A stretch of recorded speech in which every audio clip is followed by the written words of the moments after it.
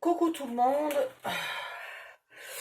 on va faire l'étape 6 je crois, du tuto mystère numéro 5. Donc je sais plus bien où j'en étais. Ah oui, alors, on va tout simplement... Ah ben j'en ai déjà collé un. On va recouvrir les tiroirs. Il y a des traces de... Comment ça s'appelle là? Des pelures de gomme de partout sur mon bureau. Voilà, donc on va recouvrir les tiroirs.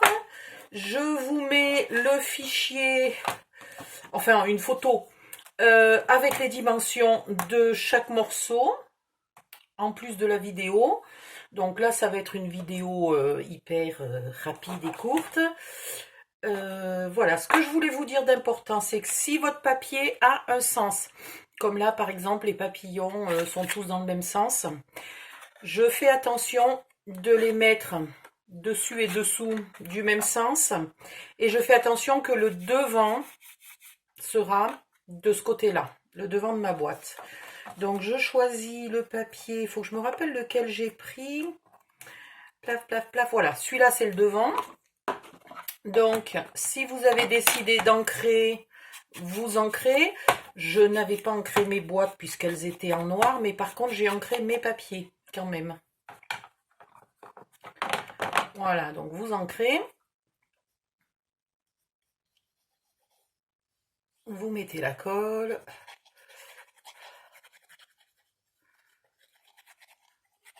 Bon, hier j'étais crevée et là aujourd'hui je tousse pas trop, mais par contre j'ai une crève d'enfer. J'ai beaucoup de mal à respirer, donc vous allez sûrement m'entendre respirer. Enfin, ça va s'entendre quoi.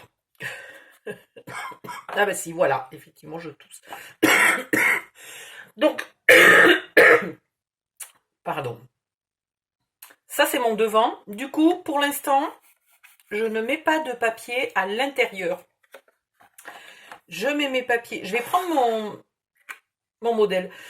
Parce qu'en fait, j'ai décidé que quand j'ai découpé mes feuilles de papier, je les ai découpées l'une sur l'autre, donc elles sont exactement au même motif. Et du coup, je veux faire mes deux tiroirs exactement à l'identique. Donc au fond, j'ai mis ce bout de papier là, je vais mettre celui-là, qui est le même. J'ai l'impression qu'en plus, ce matin, je suis super embrouillée dans mon cerveau.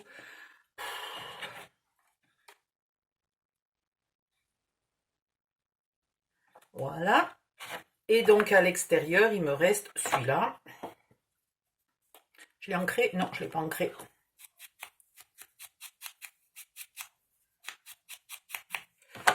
Voilà.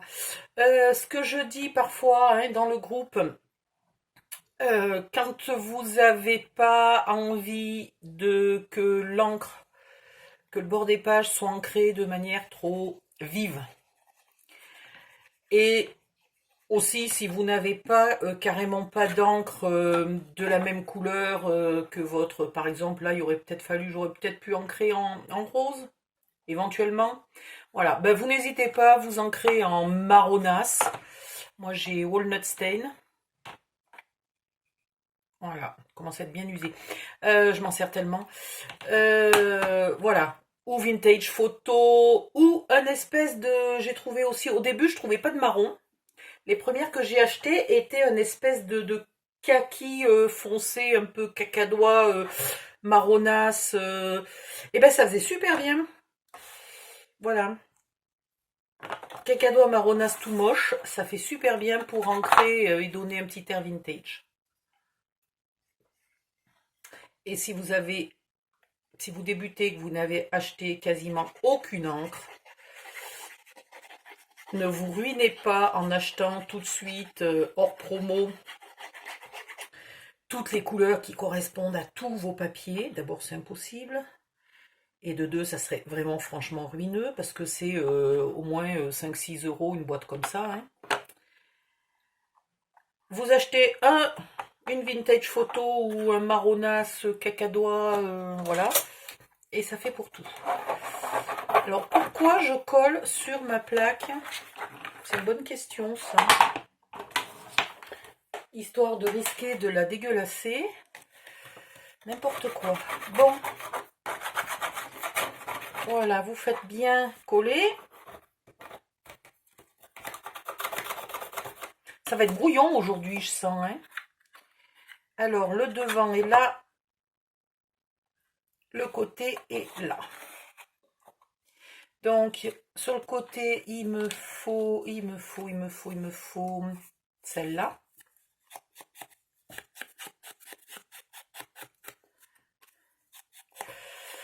Alors, vous avez plusieurs solutions. Soit vous avez plusieurs blocs identiques et vous choisissez 6 feuilles. Ah oui, alors ce n'est pas une obligation de prendre des feuilles 15 par 30. J'ai choisi de vous faire les patrons avec des feuilles 15 par 30 pour la simple et bonne raison que je craque souvent. J'en achète parce que les papiers sont jolis. Et au bout du compte, je suis un peu coincée parce que c'est pas un format facile à utiliser. Puis elles sont pas recto verso, donc des fois dans les albums ça m'embête. Et du coup, j'en ai un plein tiroir. Et j'ai pas toujours l'occasion de les utiliser. Et là, au niveau des dimensions, ça correspondait tellement bien que je me suis dit c'est le moment ou jamais de les utiliser. Ensuite, de l'autre côté, il me faut celui-là. Est-il ancré? Oui.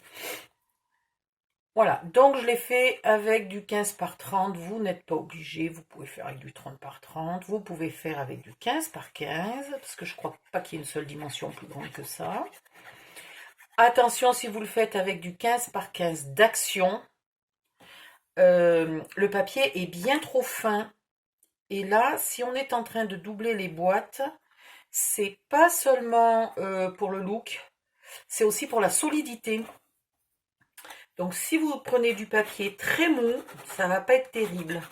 Pareil, essayez d'utiliser de la colle à cette étape-là du tuto et non pas du double face. D'abord, il vous faudrait des kilotonnes de double face, ça serait vraiment pas économique. Et de deux, le double face ne rigidifie pas.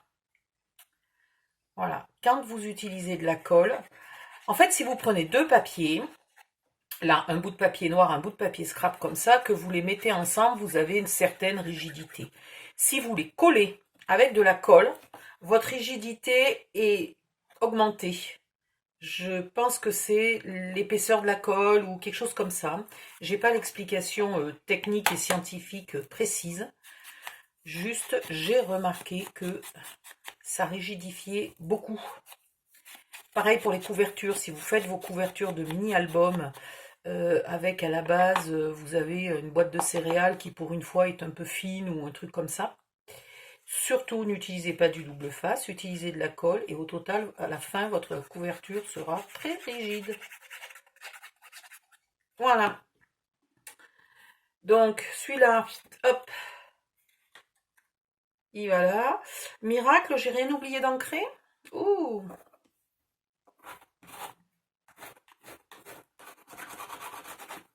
Voilà. Et j'ai laissé toujours ici le devant. Vous voyez, le devant, même ici, je ne l'ai pas encore collé. Voilà. Donc maintenant,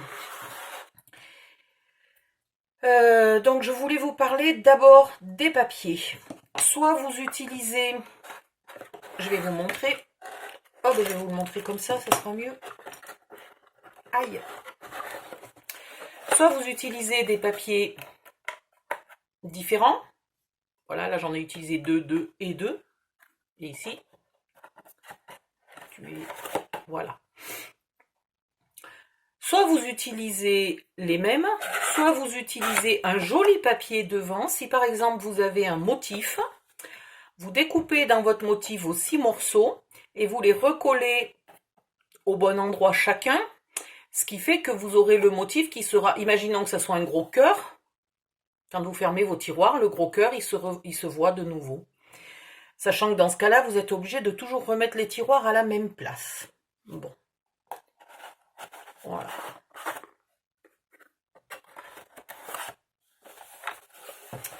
Ensuite, les poignées. Donc, soit vous avez des poignées. Soit vous avez, voilà, des poignées. Vous avez des brats assez petits parce que les trous des poignets sont pas bien gros. Donc, il faut qu'ils soient petits. Il faut pas qu'ils soient trop courts. Les miens sont super justes. Voilà. Et pour celle-là, j'ai eu l'idée, je ne sais pas comment j'ai fait. En fait, j'étais en train d'hésiter si je mettais sur mon tiroir une déco et pas de poignée. Ou alors une déco et un petit truc mûche comme ça, une petite poignée, vous savez, style bite d'amarrage. Voilà. J'avais envie de faire ça. Je trouvais ça super joli. Sauf que ça m'aurait obligé à percer un trou là au milieu pour passer la vis. Et j'avais pas du tout envie de descendre à la cave, chercher une perceuse, etc., etc. Donc je me suis dit, mais attends, vu qu'il y a des trous sur les bords, si jamais mes trous correspondent, je peux peut-être mettre les poignées. Et les trous correspondaient. Donc voilà, j'ai mis le métal, le petit losange en métal et la poignée par-dessus.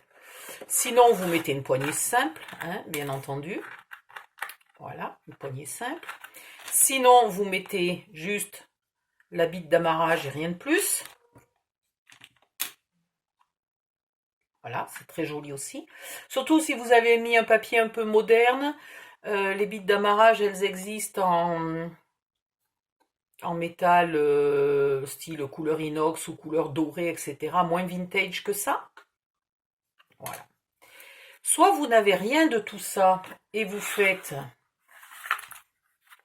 Ah ben oui, si je vide la poubelle, on va être bien, tiens. Et vous faites avec une perfo... Je ne l'ai pas amené ma perfo. Avec une perfo ronde ou avec une perfo pointe là, vous faites une encoche pour pouvoir passer le doigt.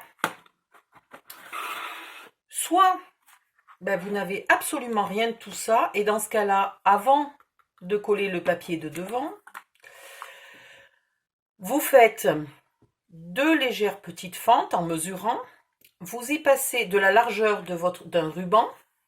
Vous y passez votre ruban, vous laissez un petit peu de marge pour que votre ruban dépasse. Vous le collez derrière, vous le sécurisez avec un petit bout de scotch par exemple, puis vous le collez sur votre carton. Voilà, et vous avez des petits tiroirs en ruban. Vous avez plein de solutions. Dans tous les cas, mettez quelque chose, parce que si vous mettez rien, on est sans arrêt en train d'y aller avec l'ongle, etc. et on abîme le bord du papier.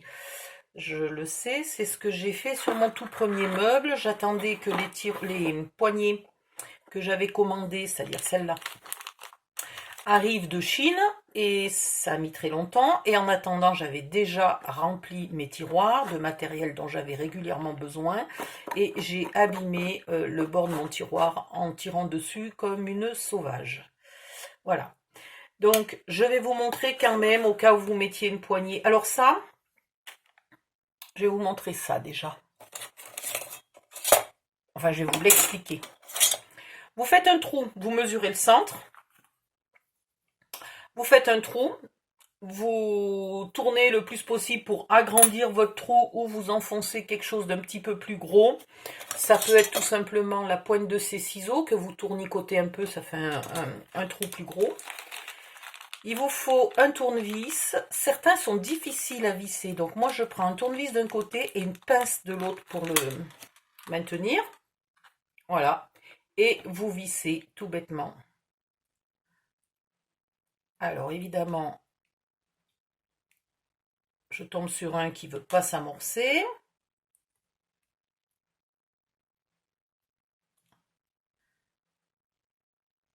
Voilà, quand je vous dis que c'est pas si facile que ça. Donc, vous tenez avec la pince et de l'autre côté avec le tournevis. Ils sont pas du tout faciles à mettre sur un papier aussi fin parce qu'en fait, il va falloir visser très très loin et c'est super limite. Voilà. Donc, c'est pas ce que je préfère pour les tiroirs en papier. Ils sont bien pour les tiroirs en carton épais, mais pas pour les tiroirs en papier. Voilà. Alors, pour mettre une poignée, vous mesurez. Alors, vous pouvez la mettre tout à fait au centre en hauteur et en largeur. Vous pouvez la mettre plutôt en haut si vous avez envie. Dans tous les cas, faut la centrer sur la largeur. Ça, c'est clair que je vois pas l'intérêt de mettre une poignée au bord. Donc, ou ici, ou au milieu. En bas, c'est très moche aussi. Donc, il n'y a pas de raison. Et après, alors, soit vous mesurez, soit vous y allez un peu au pifomètre. Vous marquez l'emplacement des trous. Vous maintenez votre carton pour pas défoncer votre boîte, mais vous laissez pas vos doigts derrière. Vous faites les trous. Alors, bon, ben là, moi, j'y vois pas assez. Hein. Dans le glitter, ça n'écrit pas. Il aurait fallu que je prenne la pointe d'un feutre. Est-ce que ça marche là? Oui, là, cette fois-ci, j'y vois à peu près. Voilà. Et vous agrandissez un petit peu votre trou en fonction de la taille de vos brats. Voilà, donc moi, je mets ma petite plaque de métal qui va, mais alors pile poil, quoi. Alors que je les ai absolument pas achetés pour ça, je les ai absolument pas achetés chez le même vendeur. C'est vraiment ni au même moment, ni rien du tout. C'est vraiment du hasard. Les plaques, je les ai depuis largement 1 an.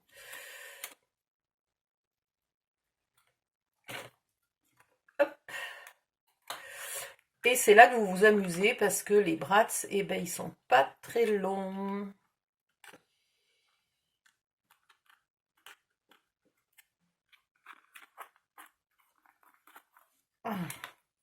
Une fois que vous êtes arrivé à passer le bras, il faut arriver à écarter les 2 branches et les aplatir, commencer de les aplatir.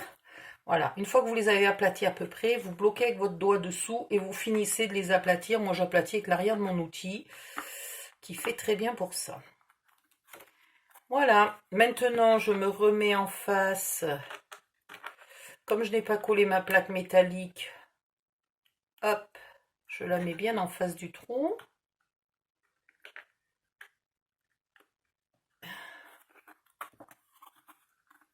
Ah non! C'est pourri, j'étais arrivée du premier coup.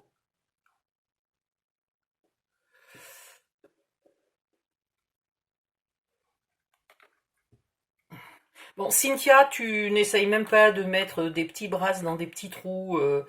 Tu vas t'énerver, c'est même pas la peine. Ah, mais c'est pas possible. Moi aussi, je vais m'énerver. Tout à l'heure, ça va tout passer par la fenêtre. C'est fou, ça. Alors, je comprends pas pourquoi, quand ils font des brats plus petits, comme ça, ils les font aussi courts. En fait, je pense qu'ils ont pas dû refaire le dessin, ils ont dû le faire à l'échelle, et voilà. Du coup, ils ont des pattes tellement courtes, et puis, j'y vois rien, moi, ce matin, là. J'ai les bonnes lunettes. Ah ben non, j'ai pas les bonnes lunettes. Ah ben voilà, ceci explique cela.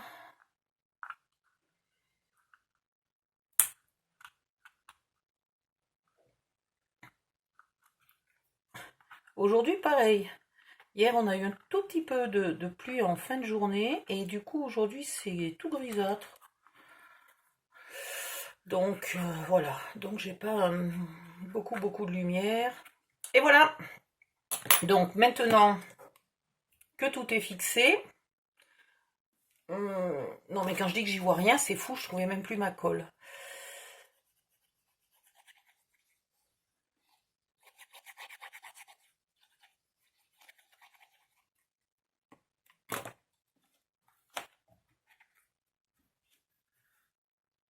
On fixe l'arrière du tiroir. On le fait bien coller parce qu'avec la poignée, c'est un peu moins facile.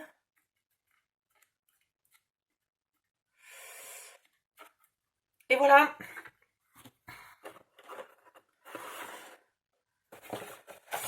Voilà, ben vous en avez 6 à faire.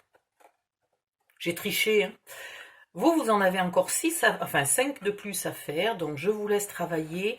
Et je vais aller vous préparer la vidéo pour la suite qui sera le dessus. Voilà, à plus!